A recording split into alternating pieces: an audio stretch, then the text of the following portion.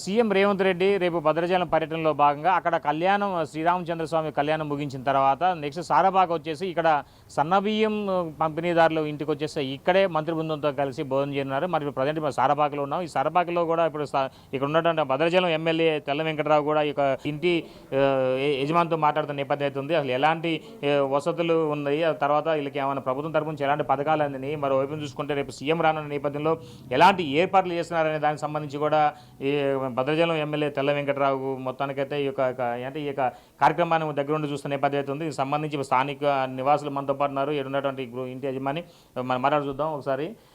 చెప్పండి, రేపు మీ ఇంటికి సీఎం గారు రానున్నారు, రేవంత్ రెడ్డి గారు రానున్నారు, ఎలా అనిపిస్తుంది మీకు అంతా?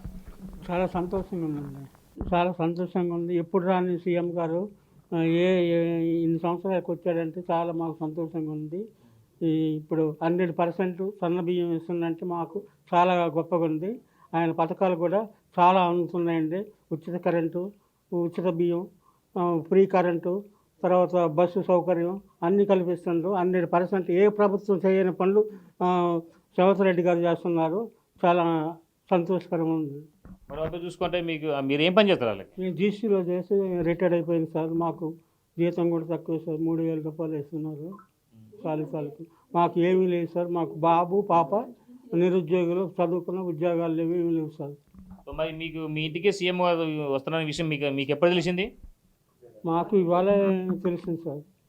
ఎట్లా ఇప్పుడు వాళ్ళు అనుకుంటామంటే రాజకీయ నాయకులు ఊహించారు ఎప్పుడన్నా ఒక సాక్షాత్తు రాష్ట్ర ముఖ్యమంత్రి మీ ఇంటికి వచ్చి మీతో కలిసి భోజనం చేసి మీ ఇంట్లో ఉండే కాసేపు గడిపేందుకు అవకాశం ఇచ్చారు, ఎలా అనిపిస్తుంది ఇదంతా మీ జీవితంలో? సంతోషంగా ఉంది సార్. సీఎం గారు వస్తుందంటే ఎప్పుడు రాని సీఎం గారు ఈ సంవత్సరం వచ్చాడని మాకు చాలా సంతోషంగా ఉన్నది.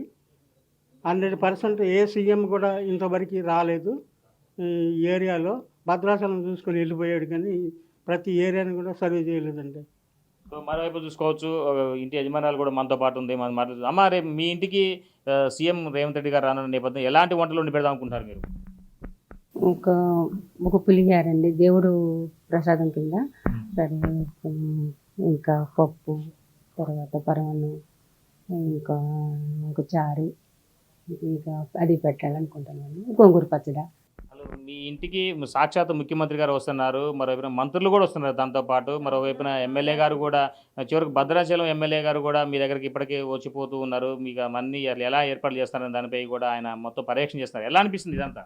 చాలా వినిపిస్తుంది కానండి. ఇక వచ్చి మేము ఎట్లా పెట్టాలి, అంత పెద్దవాళ్ళు వచ్చి మా ఇంట్లో తింటున్నారంటే మేము అసలు ఊహించడం కాదు, కళ్ళు కూడా అనుకోలేదు.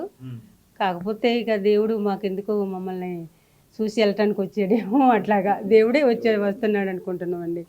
ఇక మీకేం చెప్పాలో నాకు అర్థం కావటం లేదు సార్. ఇద్దరండి, పాప బాబు. బాబు ఇప్పుడు బయటికి వెళ్ళాడండి ఎవరు పిలిస్తే.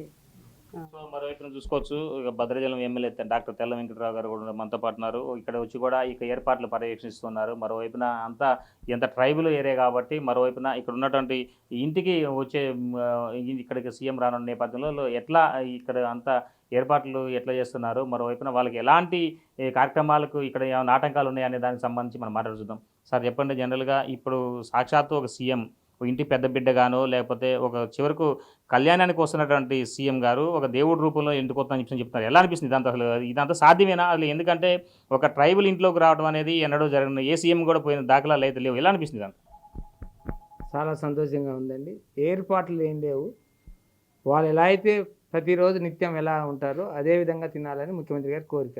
ముఖ్యమంత్రి గారు వస్తానన్నారని హడావుడి అని ఏమి చేయక్కర్లేదని వాళ్ళు అంటున్నారు. సంతోషం. ఎందుకంటే మేము రొటీన్గా ఏమైతే ఈరోజు ప్రభుత్వం సన్నబియ్యం ఇస్తుంది, ఆ సన్నబియ్యంతో వండి పెడతాను. అదేవిధంగా నాకు ఉచితంగా కరెంట్ ఇస్తున్నారు, అది ముఖ్యమంత్రి గారు చెప్తాను. అదేవిధంగా నా గ్యాస్ 500కి ఇస్తున్నారు, అది చెప్తాను. నాకు ట్రాన్స్పోర్ట్, మా అమ్మాయి బ్లైండ్, ఇద్దరు అమ్మాయి, ఒక అబ్బాయి ఒక అమ్మాయి, అంటే అమ్మాయి కళ్ళు కనబడట్లేదు, ఆవిడకి పెన్షన్ వస్తుందని ఆవిడ చెప్పడం చాలా సంతోషకరంగా ఉంది. ఏనాడు జరగని ముఖ్యమంత్రి గారు ఈరోజు ఏ ముఖ్యమంత్రి చేయని ఈ సాక్షాత్తుగా ఈరోజు రేవంత్ రెడ్డి గారు చేస్తున్నారు. ఆయనకు ప్రత్యేకమైన ధన్యవాదాలు. వారు కూడా గుర్రం పద్మావతి శంకర్రావు గారి దంపతులు ప్రత్యేకమైన ధన్యవాదాలు చెప్తున్నారు. ఎందుకంటే ఇలాంటి కార్యక్రమాన్ని రేపు కళ్యాణానికి వస్తూ ఒక పేదవాడి ఇంట్లో మనం చేస్తున్న సన్న బియ్యాన్ని, గతంలో దొడ్డు బియ్యం ఇచ్చేవాళ్ళం, ఆ దొడ్డు బియ్యం కాకుండా సన్న బియ్యం ప్రతి ఒక్క శ్రీమంతులు తినే అన్నాన్ని రేపు శ్రీమంతులు తినే అన్నాన్ని భోజనము రేపు పేదవాడు కూడా నా పేదవాడు కూడా తినాలని ఒక లక్ష్యంతో రేపు సన్నబియ్య కార్యక్రమాన్ని చేపట్టారు కాబట్టి సంతోషకరంగా ఉంది. అలానే నేను గతంలో విన్నాను, నేను చిన్నప్పుడు ఎప్పుడు రాజీవ్ గాంధీ గారు విఆర్పురం అనే మండలం, మనం ఉమ్మడి రాష్ట్రాలు ఉన్నప్పుడు విఆర్పురం వచ్చిన తర్వాత ఒక పేదవాడి ఇంట్లో ఆదివాసి గిరిజన ఇంట్లో రేపు మన ఆదివాసి గిరిజన ఇంట్లో జావ తాగిళ్ళారని చెప్పి విన్నాను. నేను అక్కడ నేను ఉద్యోగం చేసే విన్నాను నేను ఇలా జరిగిందని. ఈరోజు ఈ ముఖ్యమంత్రి గారు రాజీవ్ గాంధీ గారు చేస్తున్నట్టుగా ఈరోజు ఈ మన ప్రధానమంత్రిగా ఉండి ఆ రోజు ఒక గిరిజన ఇంట్లో తిన్నట్టు ఇప్పుడు ముఖ్యమంత్రి గారు ఉండి ఈరోజు ఒక గిరిజన ఇంట్లో భోజనం చేయటం చాలా సంతోషకరం, ఒక మంచి శుభపరిమాణం. ఇది ఆదివాసుల పట్ల ఉన్న విశ్వాసం, పేదవాడు ఉన్న వాటి పట్ల విశ్వాసం అని నేను నమ్ముతున్నాను. ముఖ్యమంత్రి జనరల్గా ఏ సీఎం కూడా ఇలాంటి కార్యక్రమాలకు శ్రీకారం చుట్టలేదు. మరోవైపు చూసుకుంటే మాత్రం మీకు అసలు ముందు షెడ్యూల్ లేదంట కదా, ఇదంతా సీఎం గారి ప్రోగ్రామ్ ఇట్లా ఒక పేదల ఇంటికి వచ్చేసి సన్నబియ్యం తీసుకున్న లబ్ధిదారు ఇంటికి వచ్చి భోజనం చేయాలనేది షెడ్యూల్లో లేదు. కానీ అప్పటికప్పుడే అంటే ఎట్లా ఇదంతా మీకు ముందే తెలిసిందా లేదంటే ఎట్లా? ఇది షెడ్యూల్ ఎక్కడ లేదు. అన్ఎక్స్పెక్టెడ్గా ఒక పేదవాడి ఇంట్లో వాడు తిన్న ఈ భోజనమే నేను తినాలని ఒక లక్ష్యంతో ముఖ్యమంత్రి గారు ఈ సూచన మేరకు పోలీస్ డిపార్ట్మెంట్గా కలెక్టర్ గారికి ఒక సూచన ఇచ్చారు. దాన్నే ఈరోజు సాయంకాలం ఫిక్స్ చేసాం. వాళ్ళేం హడావుడి ఏం లేదు, వాళ్ళ ఇంట్లో హడావుడికి రంగులు వేయటం కానీ తలుపులు వేయటం కానీ ఏమీ లేవు. వాళ్ళు తినే అన్నం వాళ్ళు ఏదైతే రోజు రొటీన్గా ఏదైతే వండుకుంటారో అదే ముఖ్యమంత్రి గారు తిని వెళ్తారు, అదే మంత్రులు కూడా తింటారు. Thank you. అలా తినేందుకు మాకు అందరికీ ధన్యవాదాలు. మీరు చెప్పండి, ఎక్కడ సీఎం గారికి భోజనం పెట్టే ప్లేస్ ఇదేనా లేదంటే అక్కడ ఎరుం పెడుతున్నారు? ఇదంతా ఇక్కడ పక్క రూమ్లో అండి. ఏదైతే వాళ్ళు సామాన్యంగా రోజు ఎక్కడ కింద కూర్చొని తింటారో అదే ప్లేస్లో మన ముఖ్యమంత్రి గారు మా మధ్య ఇప్పుడు మరి పక్కనే వెళ్ళండి మా ఏరియాకి వచ్చి ముఖ్యమంత్రి గారు మా గిరిజనులతో కలిసి ఇక్కడ భోజనం చేయడం చాలా చాలా ఆనందంగా ఉంది. ఎందుకంటే గతంలో కేసీఆర్ ముఖ్యమంత్రి కంటే 10 ఏళ్ళు ఏ రోజు కూడా వచ్చినాడు కాదు. 100 కోట్లని 1000 కోట్లని ఏదో ప్రచారం చేయడం తప్ప ఏ రోజు కూడా ఒక రూపాయి ఇచ్చిన పాప అనుకోలేదు. సో ఈరోజు మరి మా భద్రాచలం ఎమ్మెల్యే తెల్ల వెంకటరావు గారి పుణ్యాన మరి మన 34 కోట్లు ఇచ్చారు.